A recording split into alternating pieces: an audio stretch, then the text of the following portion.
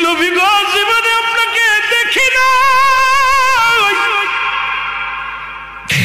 আপনার আমার মাওলারে আমি দেখি নাই, না দেখে আমি আশিক পাগল হয়ে গেছি। নবী গো আজকে বলে দাও তুমি আমি পোশাক ছাড়বো নাকি ছাড়বো, আমি জীবনটা দিয়া দিবনি। ইলহামের মাধ্যমে শুনতে পাই, এ বাবা পোশাক ছেড়ে দে, পোশাক লাগবে না, যাকে ছাড়লে হবে জাহান্নাম অন্তর ঠিকানা।